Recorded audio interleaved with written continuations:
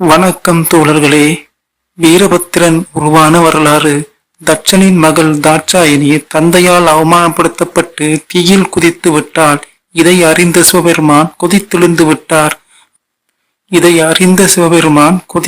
விட்டார். அவர் கண்ணிலிருந்து வெளிப்பட்ட அனலிலிருந்து பலம் பொருந்திய ஒருத்தன் வெளிப்பட்டான்.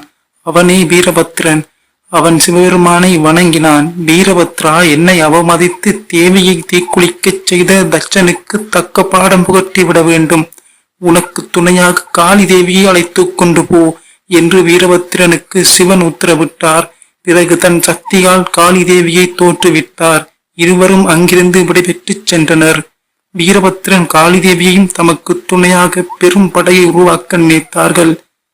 அதன்படி வீரபத்ரன் ஏராளமான கணங்களை தோற்றுவித்தான். அதே போன்று காளி தேவியும் அவளைப் போன்றே பல காளி தேவிகளை உருவாக்கினாள். வெகு சிறப்பாக நடைபெற்று கொண்டிருந்த யாகசாலைக்குள் வீரபத்திரனும் காளி தேவியும் புகுந்து அட்டகாசம் செய்தார்கள். அதை பார்த்த பிரம்மா, விஷ்ணு, இந்திரன் போன்ற தேவர்களும் முனிவர்களும் நடுநடுங்கி போனார்கள். வீரபத்திரன் யாகசாலையில் புரிந்த முழக்கத்தால் பூலோகமே அதிர்ந்தது. கடல் கொந்தளித்தது. தட்சன் அவனுடைய படைகளை ஏவினான். வீரபத்திரனை பார்த்து கேட்டான், நீ யார்? அரக்கர் கூட்டத்தை சேர்ந்தவனா? என் சக்தி என்னவென்று தெரியாமல் என்னோடு மோதுகிறாய். இதோடு நிறுத்திக்கொள் என்று வீரபத்திரனை எச்சரிக்க, அதை கேட்ட வீரபத்திரன், நான் அரக்கன் அல்ல, சிவபெருமானால் படைக்கப்பட்டவன். இவளும் சிவனால் படைக்கப்பட்ட காளி தேவி. இந்த யாகத்தை உடனே நிறுத்து, இல்லையென்றால் விபரீதம் உண்டாகும் என்று வீரபத்திரன் எச்சரித்தான். அதை கேட்ட தட்சன், யாகம் நடந்தே தீரும். இதற்கு முன்னால் வந்த சிவனுடைய மனைவி என்ன ஆனால் தெரியுமா? யாகத்தை கெடுக்க பார்த்தாள். ஆனால் தீக்கு இரையாகினாள். இப்போது சிவன் உங்களை தூதுவனாக அனுப்பியிருக்கிறான். தூதுவனை நான் கொல்ல மாட்டேன். விட்டு சென்று விடுங்கள் என்று கோபத்தோடு தட்சன் சொன்னான். இதை கேட்ட வீரபத்திரன் பொறுமை இழந்தான். அவன் கோபம் அதிகமாக அந்த யாக சாலையே தீப்பற்றி எரிந்தது.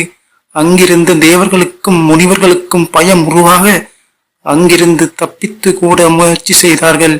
ஆனால் சிவகணங்கள் ஓடியவர்களை பிடித்து கட்டியது. சிவபெருமானை அவமதிப்பதற்காக நடத்தப்பட்ட யாகத்தில் கலந்து கொண்ட அனைவருமே துன்பப்பட்டார்கள்.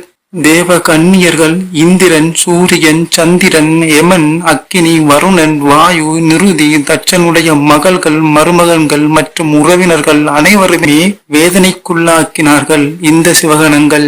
இவற்றையெல்லாம் பார்த்து கொண்டிருந்த பிரம்மாவுக்கும் விஷ்ணுவுக்கும் என்ன செய்வதென்று தெரியவில்லை. அவற்றை தடுக்கவும் அவர்களால் முடியவில்லை. ஒருவேளை தடுத்து விட்டால் இன்னும் என்னவாகுமோ என்று நினைத்தனர். அந்த சமயத்தில் தட்சன் வீரபத்திரனை கடுமையாக தாக்கினான். அதனால் கோபமடைந்த வீரபத்திரன் தட்சனின் தலையை வெட்ட அது யாக குண்டலத்தில் விழுந்து எரிந்தது. உடல் மட்டும் நிலத்தில் விழுந்தது. தன் கணவன் வெட்டுண்ட செய்தி கேட்டு தட்சனுடைய மனைவி வேதவள்ளி அங்கு வந்தாள். கணவனுடைய உடலை கட்டி கொண்டு அழுது புலம்பினாள். இந்த செயலை பார்த்த மகாவிஷ்ணுவுக்கு கோபம் வந்தது. உடனே அவர் தனது கருட வாகனத்தை வரவழைத்து அதன் மீது ஏறி வீரபத்திரனோடு போரிட்டார். இருவருக்கும் நீண்ட நேரம் கடுமையான போர் நடந்தது. விஷ்ணுவும் அவரிடம் இருந்த சக்தி வாய்ந்த அஸ்திரங்கள் அனைத்தையுமே பயன்படுத்தி விட்டார். ஆனால் எவ்வளவு பெரிய அஸ்திரங்கள் வந்தாலும் அதை வீரபத்திரன் தடுத்தான். தன்னுடைய அஸ்திரங்கள் அனைத்துமே பயனற்று போவதை பார்த்து விஷ்ணு ஆவேசம் உடையவராக சக்ராயுகத்தை வரவழைத்து ஏவினார். ஆனால் தன்னை நோக்கி வந்த சக்ராயுகத்தை ஒரே ஒரு அம்பால் பொடி பொடியாக்கி விட்டான் வீரபத்திரன்.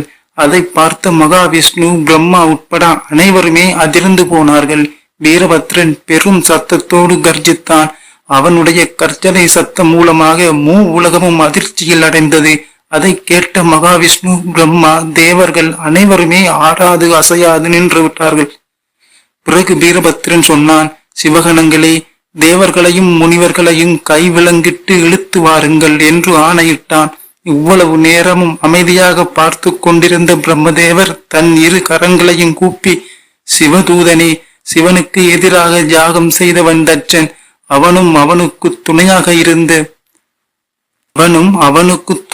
இருந்து உன்னை எதிர்த்து துன்புறுத்த அனைவருமே மடிந்து போனார்கள். தேவர்களும் முனிவர்களும் தட்சனுடைய ஆணைக்கு அடங்கி பயந்து நடந்து கொண்டவர்கள்.